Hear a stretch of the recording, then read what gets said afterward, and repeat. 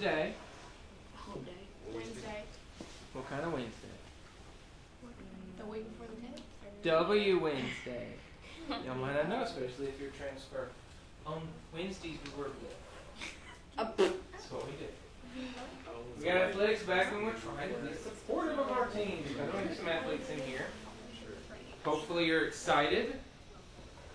Hopefully you have some passing interest in supporting our teams. Something to do on campus, on your campus. More school spirit. Part of it. Guess what this is? Marketing! By supporting the school, yeah, see? By showing up to class, that's also good. By supporting the school, like out in public, that is a marketing thing. So you know. You know, like externally, like out in the environment. Chapter 4. The marketing environment. The environment, what does that mean? What's around you? Absolutely. Meaning, as a business, a firm, an organization, an entity, we have to think about our own selves. Yes. What is it we do? How do we do it? What are we doing it for? Our employees.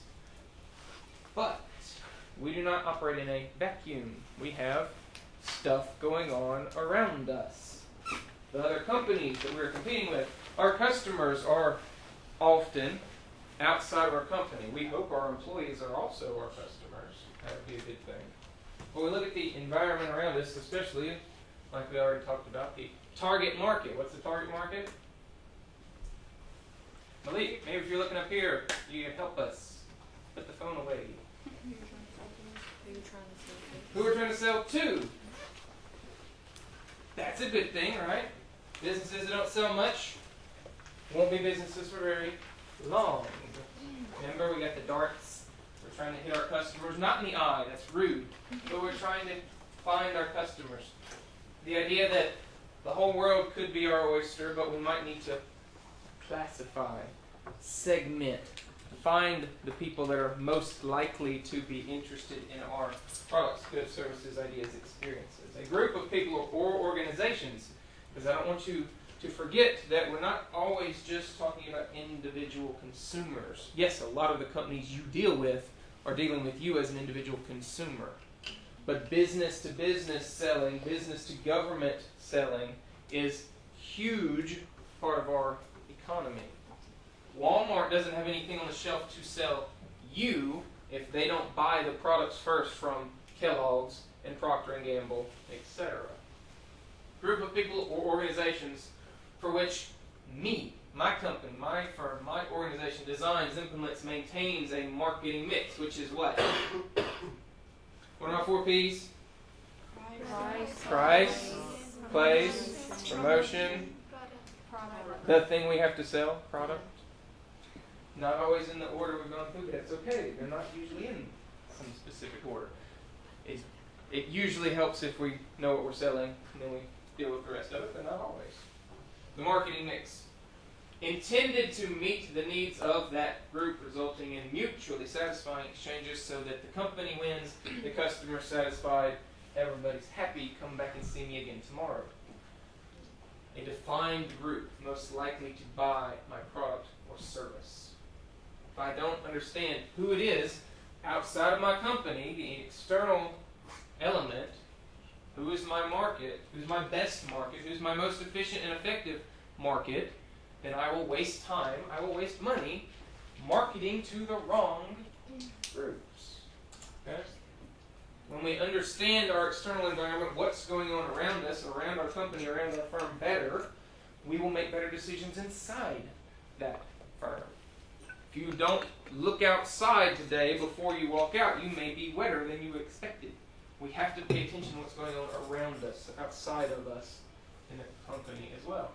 Unless our managers, especially when we're talking about marketing strategies, decision making, how we're engaging, relating, communicating with customers, if we're not understanding that external environment, I can't make the best plans I would. I'm shooting blind.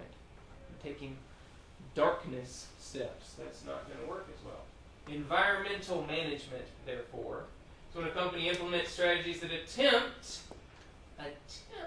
to shape the external environment around them, I don't have to just react to what's happening around me.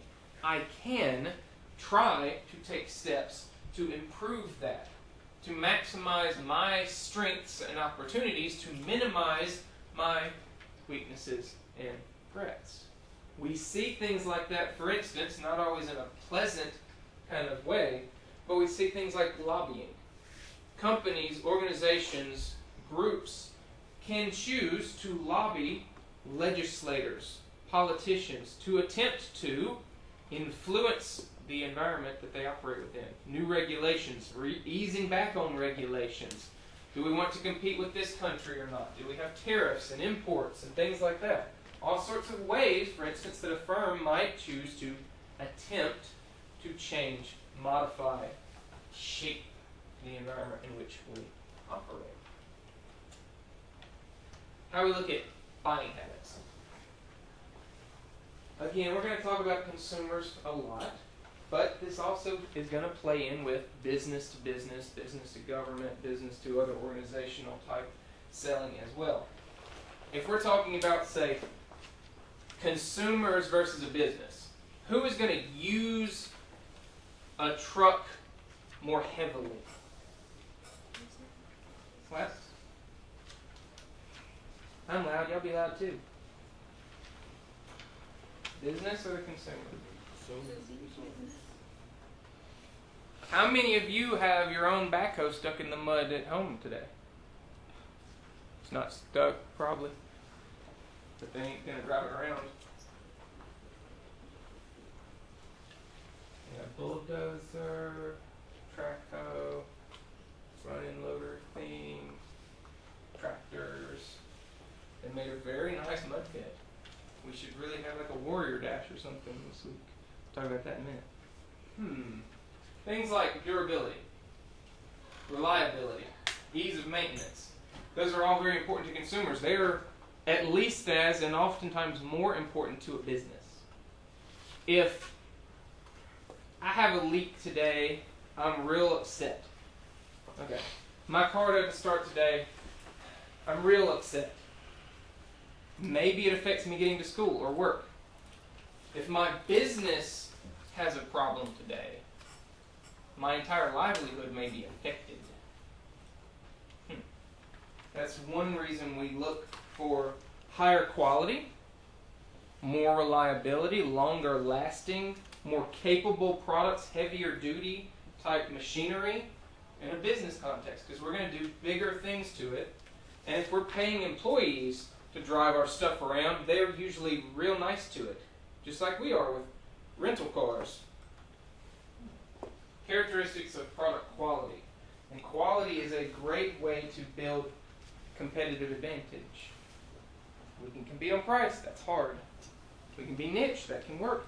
But if I can convince you my quality is better than my competitors for a number of reasons, I may can convince you to pay me more. We often, as consumers, like to pay for higher quality. Things that give us a reason to be happier, more satisfied with this brand, with this product for longer. That is a good thing. Things like reliability. What does that mean? Dependable. It's going to do the thing I want it to do when it needs to do it. When I turn that key, I don't want to hear click, click, click. I want it to do whatever it is it's going to do. And that's completely dependent on the thing we're selling. But if I say it's going to do this, it's going to do that. If I can't get that baseline idea right, it's not going to go well for me. We just dealt with the 2018 Super Bowl. Lots of commercials for them.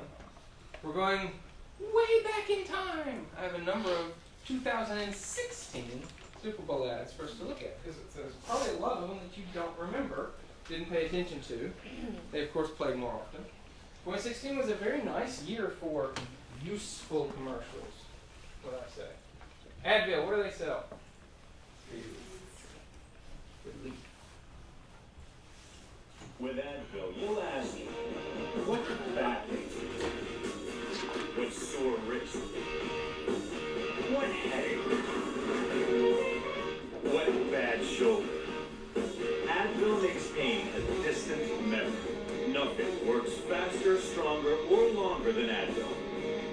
the world's #1 choice.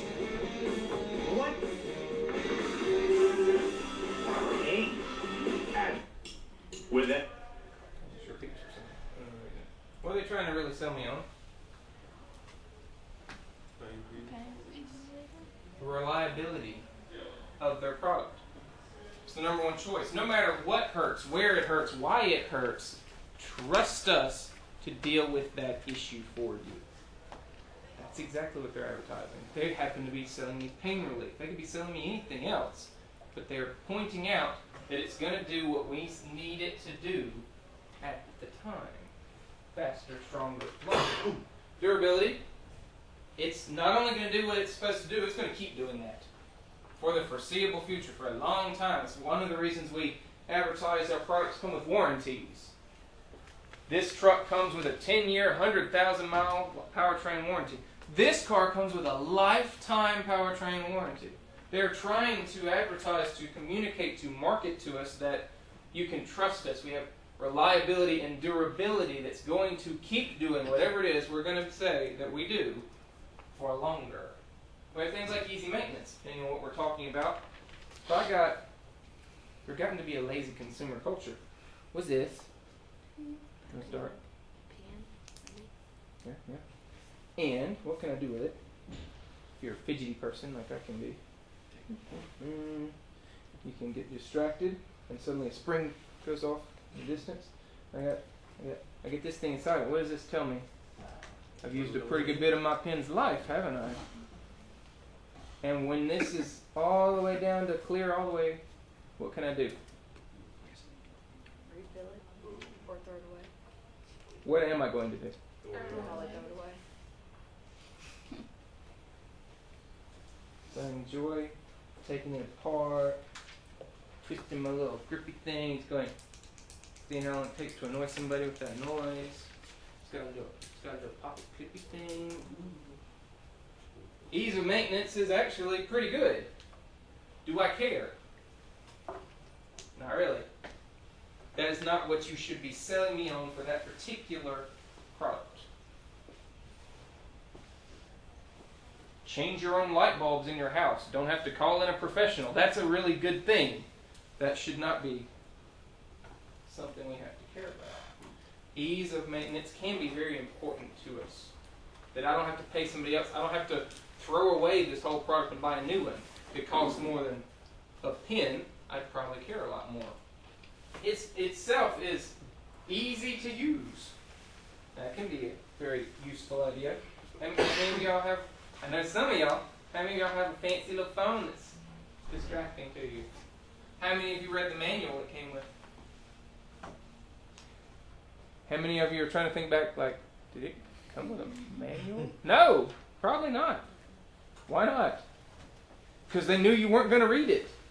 It's the company saving money. Why? Because they've gotten to a point, especially if we're iterative upgrades. You went from an iPhone 4 to a 5S to a 6S Plus to an 8. The change in what we know and what we have to do is very small. Yay, new feature. Gotta put my thumb on it again. Whatever. The ease of use is high on these phones. They spend a lot of money to make the user interface easy, simple, convenient, so we don't have to train you. You know, we put signs up to be quiet in the halls, but sometimes they're not paid attention to.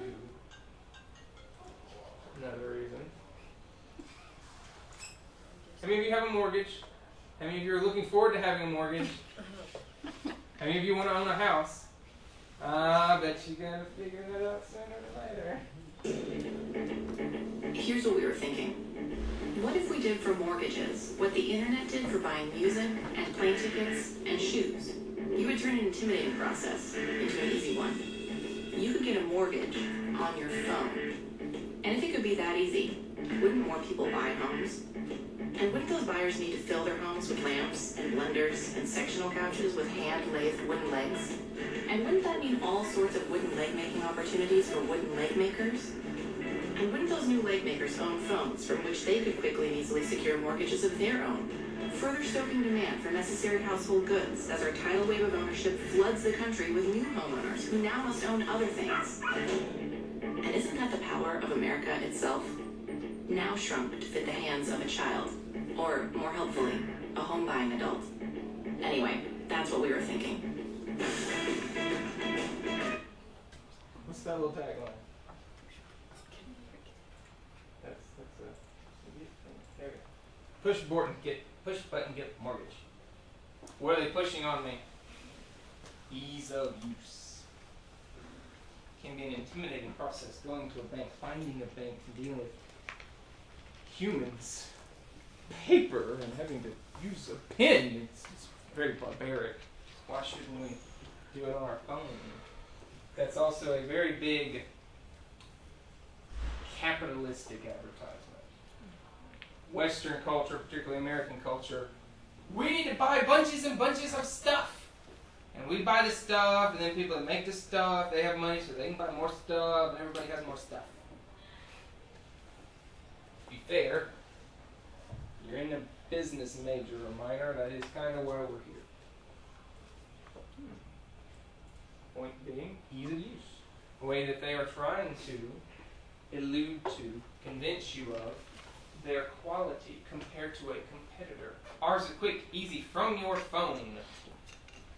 That's something we might pay attention to. We might look for quality from a brand name. How many of you go to Walmart, go to Kroger, go to Dollar General, and you explicitly try and find that cheapest shelf tag for whatever it is you're buying? What's usually cheaper? The brand name, national company, or that store's brand? Store's brand. How many of you refuse to use store brands? Generics. Depends on what it is. Yeah. Like what? Like cereal. You don't want to buy store brand cereal? Yeah, it's not. Okay. Why not? Doesn't taste as good, I guess. Anything else? Deodorant. What? Like the store brand deodorant. Deodorant? Okay. How many of you are not wearing deodorant? Don't raise your hand. Milk? Really? Why? I'm just curious. Okay. It all came out of a cow, didn't it? We hope so. Or a soybean somehow. I don't know how we milk a soybean actually. Are you brand loyal to any particular companies? Yes. Like what? Like Nike. Nike? Why? Just always bought their stuff and the cleats. And I always liked it. They have not failed you yet. If they fail you the first time, will you go back to them? I mean, wear and tear, so I can't really blame them. Cheese? What brand are you loyal to with your cheese? I like Kraft, but ever since I started living on my own, I had to buy like the cheaper stuff because it's so expensive. Have you determined that you're missing your craft? Yes, I I can't- want to go back home. I can't tell the difference. You can when it don't melt. No, when you choose you do then. That buffalo cheese. What else? What are you brand loyal to? You stretching or raising your hand? What are you brand loyal to? Anything? You can't say nothing. Not really, because I had an Android and now I have an iPhone, so I'm not really. That was a pretty big betrayal of brand, actually. Which is exactly what they want us to do. I'll give you one. Microsoft, I'll go with that. Computers. Okay. I'll give you one.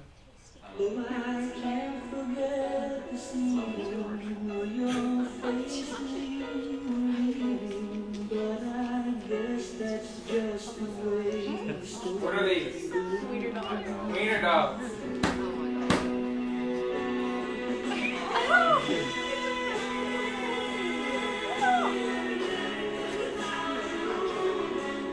It's hard to resist great taste. He's a kitchen guy. And that's oh, what are trusted brand name. And all the new options, if you already trust Heinz for your ketchup, they sell other things, various ketchups, mustard, barbecue sauces, etc., etc. If you trust the quality of our brand for one thing, you should also then trust the quality of our brand for this other thing we sell. And that's how we get more out of your wallet. You're already here in the store buying our one thing, buy another. Buy another. Buy another. Great. And of course, price. Price is something we can compete on. Is price going to be connected to quality though?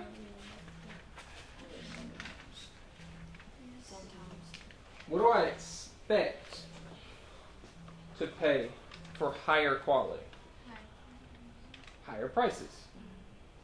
Is that always the case? No. Sometimes we have no idea. If you are well experienced, you've bought this product a number of times and you've tried out different versions, you are an educated consumer. That's your cereals, your cheeses, your milks, whatever.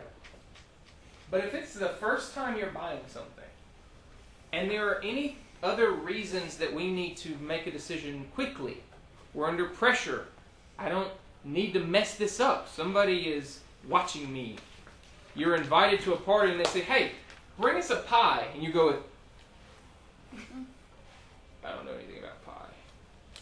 You might go to the store and you say, there's refrigerated pie, I don't think I can bake a pie, I'm not going over that aisle. But it's frozen pie, there's like chocolate pie, it's chocolate cream pie, it's Boston cream pie. Why does Boston get their own kind of cream? Cherries, whatever it might be. And you go with, I'm taking it to a party and people are going to go, hey look, there's the pie! And they're going to go, oh, you bought Great Value pie. No, you're not going to bring Great Value pie. You might buy the most expensive thing on the shelf that you can afford. Why? Because you're hoping it costs more, it might be better. Nothing else. It's a trusted brand name that you paid more for, and they can't fault you for buying that one. Right? Maybe. We can also, of course, compete, maybe sometimes based on quality, sometimes not, based on price. Absolutely. Anthony Hopkins, we just saw him in the Alexa ad this year. Here he is back in this one. Award-winning actor Sir Anthony Hopkins. Every actor at some point considers selling out. No, I would never tarnish my name by selling you something. Not at all. Really? No, I simply believe what a man does, what a man says another man can do, says a lot about a man. Now, if I were to tell you to go to turbotax.com, it's because TurboTax Absolute Zero lets you file your taxes for free. So you're not selling TurboTax? It's free, there's nothing to sell, so I can't be a seller, can I? Come here, turbotax.com. That is good. I have way more integrity than that, don't I? Good girl, turbotax.com. What are they attempting to advertise to us? The low price of the product. It can't be cheaper than free, and if it's free, I'm not selling it. As an aside, how's TurboTax thing gonna make their money? They had to pay for a Super Bowl ad, and in 2016, it probably cost just under $5 million plus Anthony Hopkins. Tax filing, if you haven't gotten to that joy of adulthood yet. If you're the simplest lifestyle you can be, like you don't own property and you have one job in the same state that you also live in, and maybe a couple other things in your life going on, you can file your taxes for free. And that's what TurboTax is trying to get you to come to.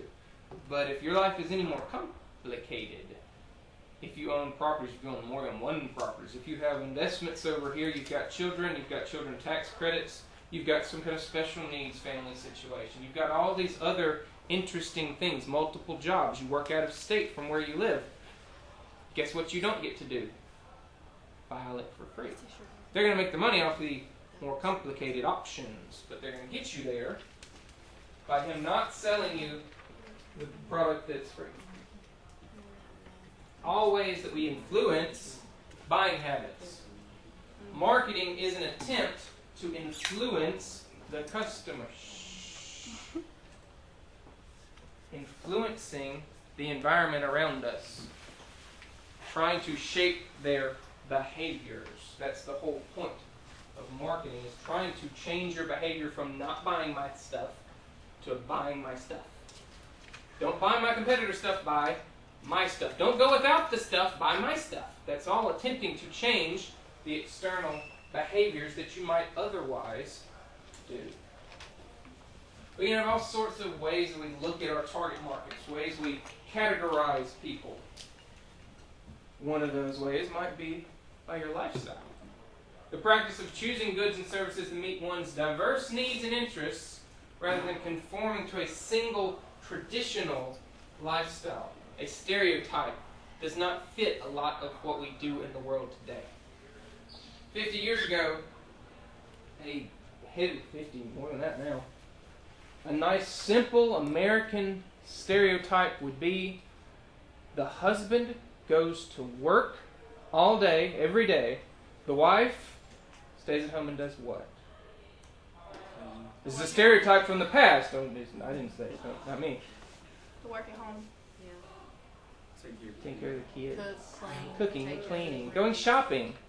Did the husband go to the grocery store? No. Did the wife own a hammer? No. Unless it got wrong and then the husband in front of him. Different reasonings. Lifestyles of the past could be very categorized, stereotyped, simplified. We are anything but simple in our culture today. All the various options, behaviors, choices we can make. Family choices, marriage choices, occupation, no occupation choices. All sorts of ways that we can form our lifestyles. The hobbies we may or may not like. You look on Food Network now, it gets pretty well split between female and male chefs. That's a different thing than we're used to 50 years ago. It was the women that cooked, especially if we're talking about baking. Oh, no. And the women would never touch a grill. That is not the case today.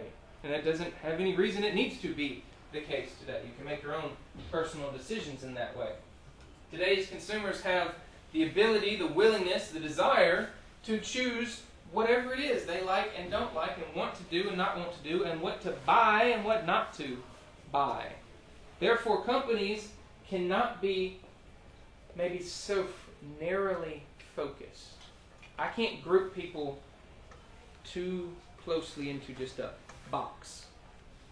The boxes are much bigger. The walls have holes in them. We have all sorts of people that might enjoy all sorts of hobbies, lifestyle choices, such as a beautiful day for a Warrior Dash.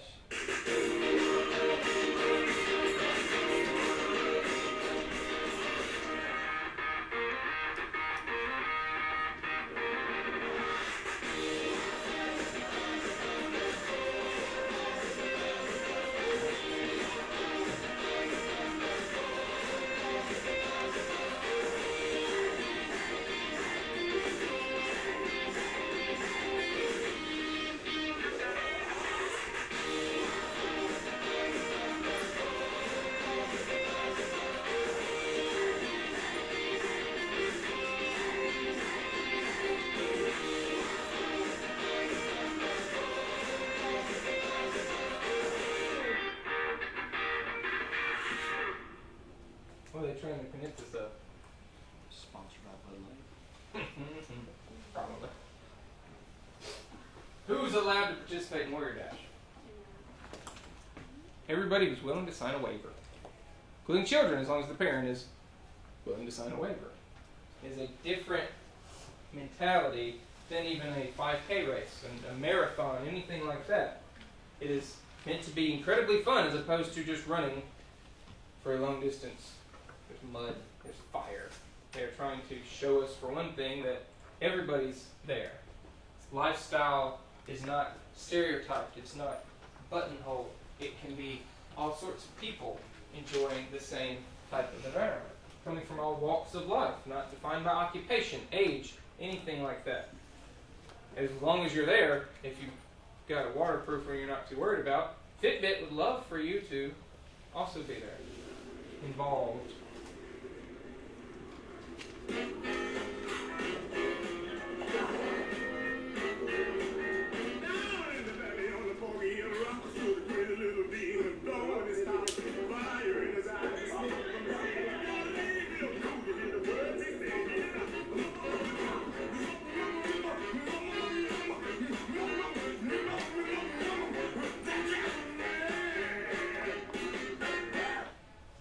Trying to advertise to you. Everybody might need a smartwatch that doesn't just do smart stuff, but it also deals with your fitness, with your exercise, with your lifestyle choices. Just because you wear a suit 9 to 5 doesn't mean you don't do something else with the rest of your day or on the weekends. The idea that we are not pigeonholed by what we are in our occupation, what we are even in our social life. We can have our own ideas, interests, things we like, things we don't like, things we want to buy, things we don't want to buy. One of the largest things we do when making marketing decisions is dealing with that target market, taking that population wherever we might be looking, globally, nation, region, city, whatever, defining it, segmenting it, picking the piece of the pie that we were taking to the party. Which piece of the pie is our target, our customers, the ones most likely to care about us, buy our stuff, goods, services, experiences, ideas.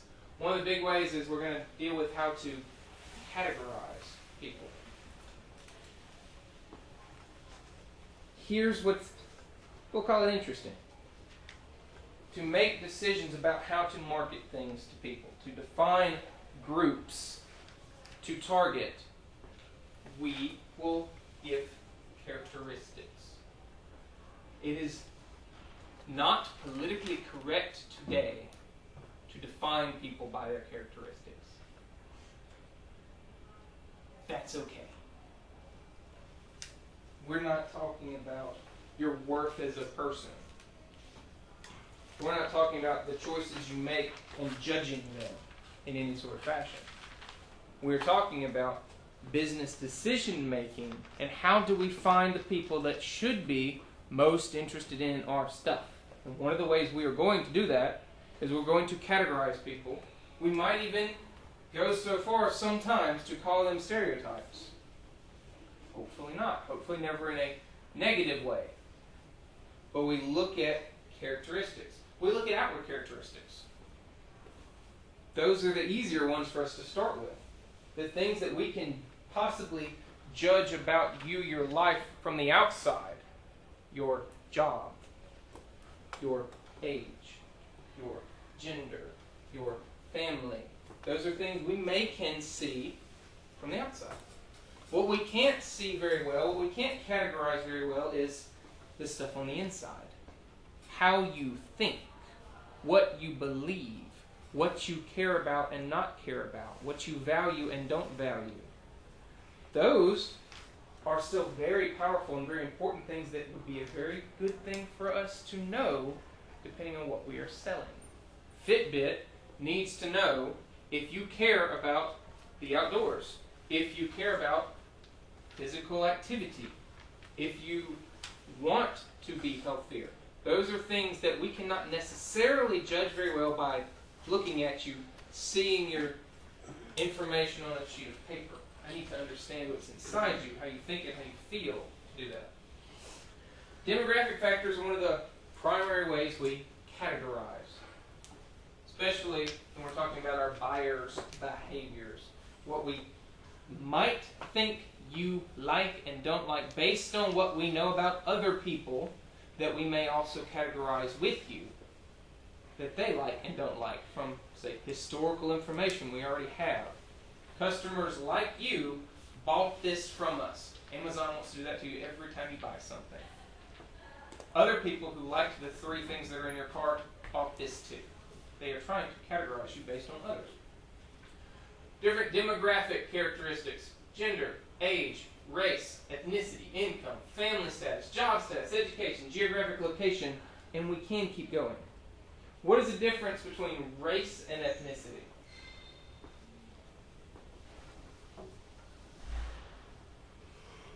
It's really what you really are, and ethnicity is only what you grew up around, something like that. Maybe. Grew up around, I can play with that. Ethnicity might be more tied to culture, for instance. It can be tied absolutely to genetics as well. Race is something we attempt and we can fail miserably, which is why we have to be very careful when we make decisions, when we communicate, when we market. We might try and judge your race from your outward appearance. We might be right, we might not be. It's kind of like you don't go up and ask a woman, "Hey, when are you expecting?" It's a terrible idea. You might be right, you might be wrong, and if you're wrong, it's a terrible thing. Not me, obviously. You can tell her. Ethnicity may or may not be tied to race at all. For instance, we'll talk about it Monday. We'll get into some of this deeper. Hispanic, Latino origins. If you ever get asked a questionnaire or an application for something, you may be asked your race, which might include Caucasian, African American, American Indian or Alaskan Native, Asian American, Asian Pacific. There's a few, depending on how deep they go. They give you lots of different choices, and globally they're going to give you even more choices, obviously. And then a separate question may be, do you consider yourself to be of Hispanic or Latino ethnicity, origin, something like that? Hispanic is not a race. Hispanic is an ethnicity. Kind of interesting to see. But we can make decisions. We can attempt to make decisions. We can attempt to categorize, group, put people into target market segments based on how they may be alike others, especially others we already know more about. It helps us make better decisions. What is family status? What could that include? Financial. Like if you're single, Could be. married, separated. Come back to that in a second, actually. Yes. Single or married, Separated. kids, no kids, widowed, divorced, any of that kind of stuff. Family status absolutely changes how we make decisions as consumers. I have a 1 and a 2-year-old. Huggies is in my wheelhouse right now. I understand them very well. You may not have that issue. Beginning of our life and sometimes the end of our life, diapers become more important to us. Age can play into that, absolutely. We buy some things when we're younger. Warrior Dash, I'm going to go ahead and say it. Warrior Dash might be more appealing to younger people. Huh. I don't think I can climb the rope wall in a wheelchair. Physical ability is a demographic we may have at play, depending on what it is we sell. All different ways we can look at it. Job status, do you work full-time, part-time, or are you a student? Those that might influence, for one thing, if you got any money to buy my stuff. That's a big point. We have economic variables can fall under demographics. Just because you work full-time, how much do you make? That might be tied to geographic location. The South has cheap cost of living and cheap real estate, and our jobs don't pay as high salaries and wages as they do in other parts of the country. And we like to say that it balances out. You'll make twice as much in LA and it'll cost you 4 times as much to have the same apartment. Which do you want? So it's kind of the balancing act that we can play with that. If I know that you live in zip code, I don't know, 90210, Beverly Hills, anybody heard about it? That might geographically job status, income level influence what I try and sell to you. I might sell you a whole different set of stuff if you live in 39701, for instance. Demographic cohorts seems like a bolded, italicized word of importance. Is a group.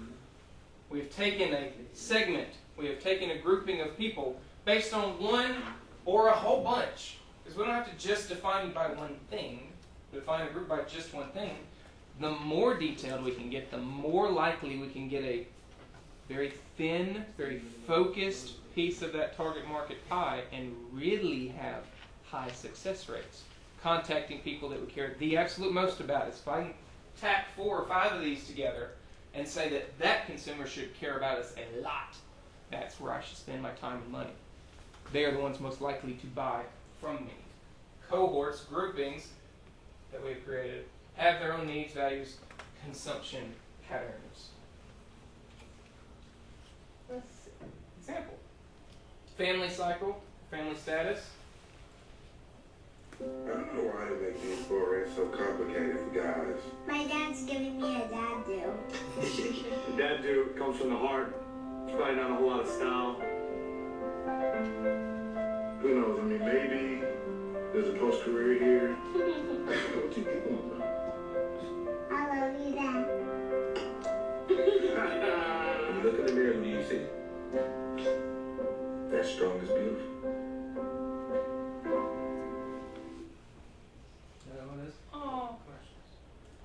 What's Pantene sell?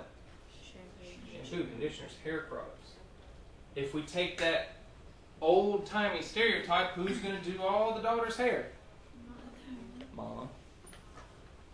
Dad's like, no, the dad do. Even strong professional athletes should have strong connections with their family. Especially research shows so heavily. Children absolutely, positively need their mother. But it's more often in society, sadly, we see children without a father figure, and that can be so detrimental to our lives.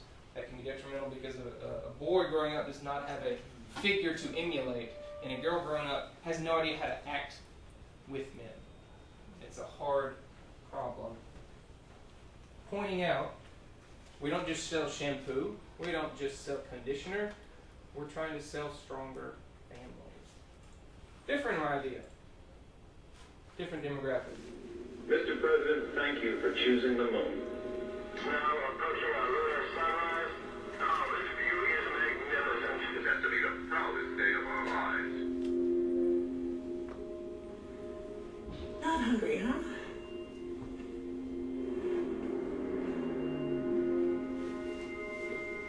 Is he eating? Nope.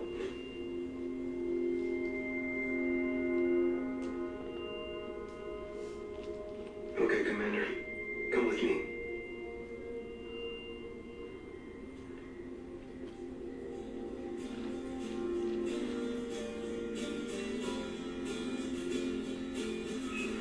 Stand by for 10-second countdown. 1 star. 6, 5, 4, 3, 2, 1. Is it?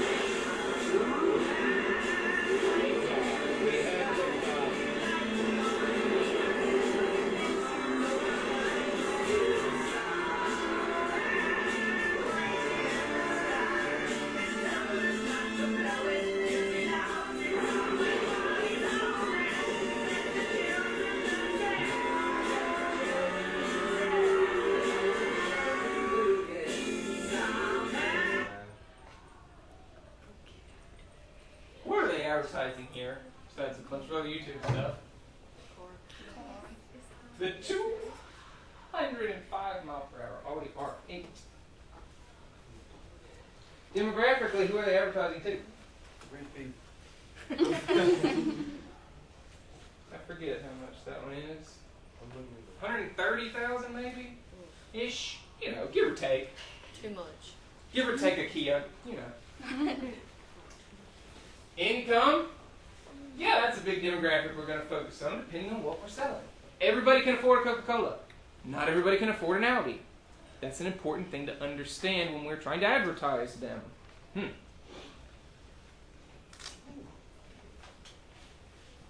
Age. They used age as a place element in the ad. Reliving your youth. Back to one of those stereotyping ideas of consumer behavior. Men, when they get into a certain age, they might have what? A midlife crisis. You know why it's a midlife crisis? Because we claim to think that we're all going to live to 90. But at 45-ish, midlife crisis kicks in. Guess what? By then, you're also, maybe your job status is improved and your income's high, and you come home in a 205 mile per hour Audi if you made it home safely. All sorts of interesting ways we can define demographics. That ad was not advertising to women. That was not the target they were focusing on. Is there a reason a woman can't buy the car? Absolutely not. Do they expect a woman to buy that car? No, that's the point. It doesn't have to mean anything about judgment of you as a person or anything like that. But we look at who is the most likely group to purchase the thing we're trying to sell. And if we understand that, especially if we're relatively accurate with who's actually going to buy my thing, then it makes sense to focus our efforts towards them. Okay?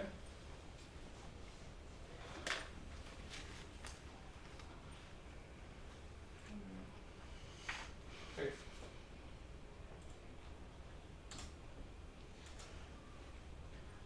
Quick look at some age cohorts, a group of people with similar characteristics and background.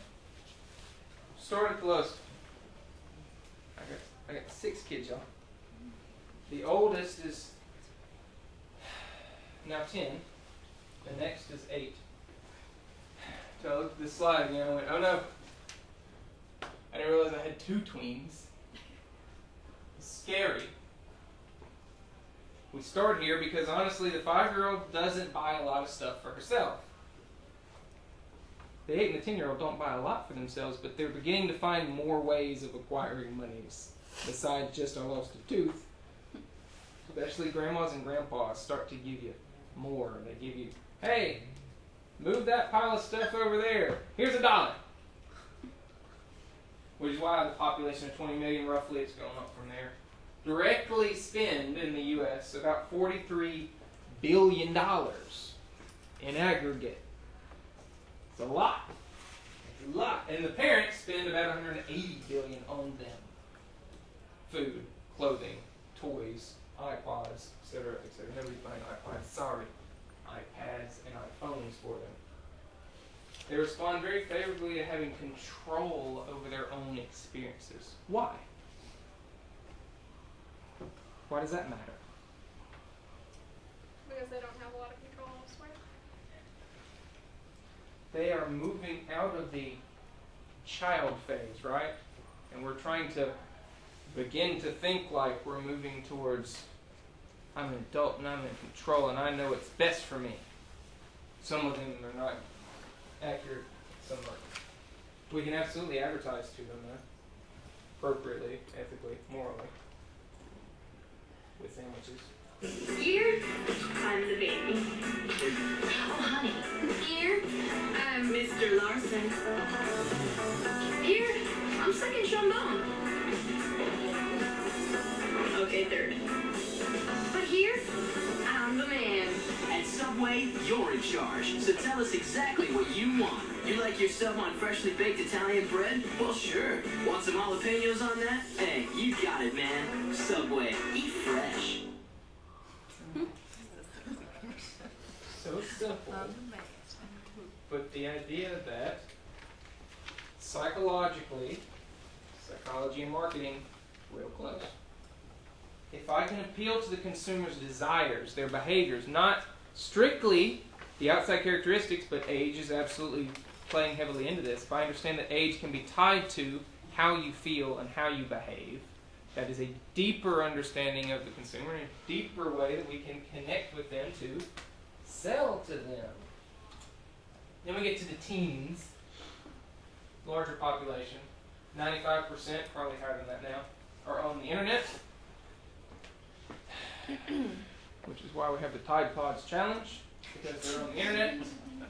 They can view shopping as a social sport and are more tech savvy than their parents, which is why we have the Tide Pod Challenge, because their parents don't realize they're filming themselves and putting them on YouTube. It's a hard thing that, especially in family status and age connected heavily, how parents are having to learn stuff to keep up with their children is much higher, much bigger, much harder learning curve than the children, from little bitty to teens to young adults, whatever, we still call them children, our children in that respect. They know it. You know how to do stuff probably better than your parents when it comes to computers, phones, internet-related stuff, shopping online, all of that you've grown up with more. Anything we have more experience with, we're going to be better at it than others. 75%, probably again higher by now, are into social networking explicitly. Remember, this is looking at from 13 and up, so it's we'll get into social networking later, some of us in that. So that's a reason that this would be a lower number. A teen in aggregate, their average overall income is about $3,000. Summer jobs, part-time jobs, what have you. While 21% are still labeled as unemployed. But back to the idea, if the tweens are spending $43 billion, even an unemployed teen is going to find ways to have money, and the parents again spending huge amounts of money. This is also the time that perhaps parents start buying even larger things. Laptops to go off to school with, cars, hopefully not Audis, hopefully not, but then we get to millennials, which is where, yes, all of you land, and me too, haha. You aren't supposed to laugh like that. Born roughly, these ages we look at are roughly, and depending on the source, we kind of shift the dates a couple years in any direction when we look at these things. It kind of depends on what we're looking at. But a cohort has gone through some of the same life experiences, for instance. Roughly between 1979 and 2000, Gen Y is a fairly large generational cohort in that respect. Why do we call this generation millennials? What happened in 2000? Had a new millennium, so you were either born right at the change or it was a very big part of your early life. That's a good reason we label that. It is now, as a generational cohort, surpassed the population of the baby boomers, the next two down from where we're going to be. We've kind of got this idea split into two stages because it is such a large time cohort. On the early end of it, 79 to mid-80s, we have adults that are now married, children, in the early mid part of their careers. They are established and they're adulting pretty hard right now. And on the front end of it, from the mid-90s to 2000-ish, we have young adults that may have no family status yet, may or may not be in school still, may have adulted very little by choice or not. So that's just because we label them in the same generation. It's kind of hard sometimes to put the very front end and the very back end in the same categorizations. Because if I'm midway in my career, I've got a whole lot more income to spend now. If I'm a full-time parent and worker and married, I have a whole lot of different behaviors and needs than single student, unattached kind of thing. So we have to pay attention. We can't label people too big a box, too broadly. Sometimes we have to pay attention to that. But for the most part, this whole generation has grown up heavily influenced by the internet, well aware of computers, understanding how to use technology, very comfortable with technology, online shopping, online cybersecurity things. We're very well versed in things like that. Roughly $200 billion in purchasing power annually. Gen X, mid-60s to late 70s, about 50 million people. Some of your parents probably going to land in this, depending on if you're the baby of the family, the eldest of the family, that kind of game. Independent, resilient, adaptable, cautious, skeptical, we might look at, for instance.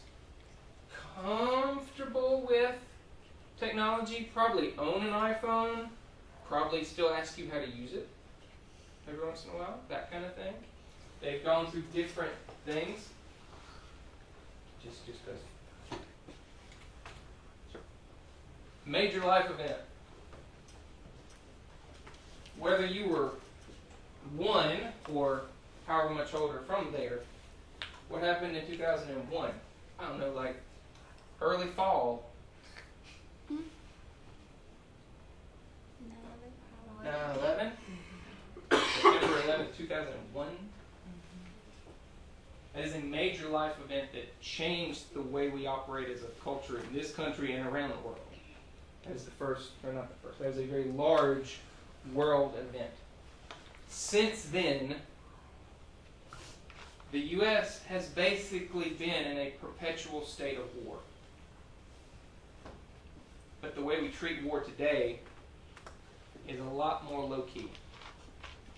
It's a lot more, it's over there somewhere sandy than touching us at home unless you have that personal connection to it. That's different than how we have treated war in prior generations. Gen X, 65 to 78, they're children of or somehow connected to, for instance, the Vietnam War. Very large part, or recently happened right before they were born. It was a big political-based war that had a lot of cultural connections for people. These people are also the ones that watched the personal computer be born in the early 80s when it's truly hit the market. We saw the Apple 1984 Super Bowl commercial. These are the ones that were actually understanding it, the first ones using it. They may or may not have kept going down a tech road, but they are the ones that built those, understood those, used them first. They're also going to be in their mid to later part of their career.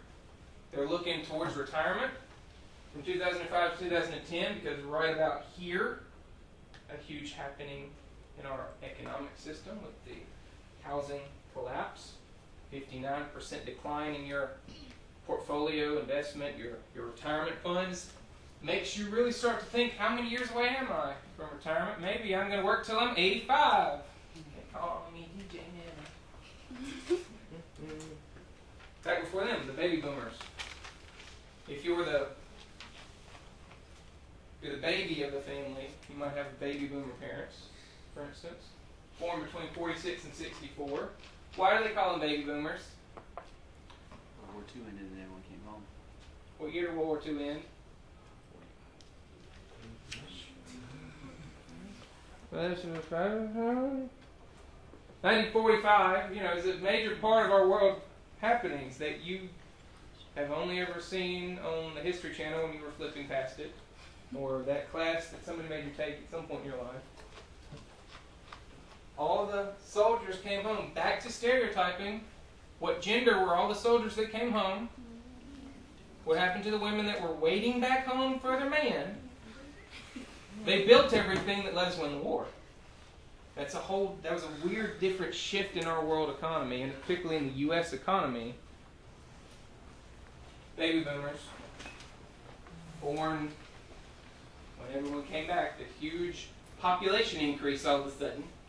Happy to see you. Been gone a while. They also built a lot of houses, built a lot of industries. This is a big time in our lives, the 40s, 50s, 60s. Our economy grew exponentially, our world, and especially in the U.S. Boomers control roughly 67, 2/3 of the country's wealth, because they're the ones that have been working the longest. They're the ones that have been investing in stuff the longest at this kind of point. Spend about $1.8 trillion annually, like on the commander buying his Audi. They outspend younger adults 2 to 1 per capita online. Boomers are willing to change brands and try new things. They're not stuck in their ways, as we may sometimes stereotype them to be. And that's where we'll stop. We have not to confuse you about history, we have generations past that. People were born before 1946 and are still alive. They still buy stuff. There's not a focus that we're going to look at. We'll finish up chapter 4 next week.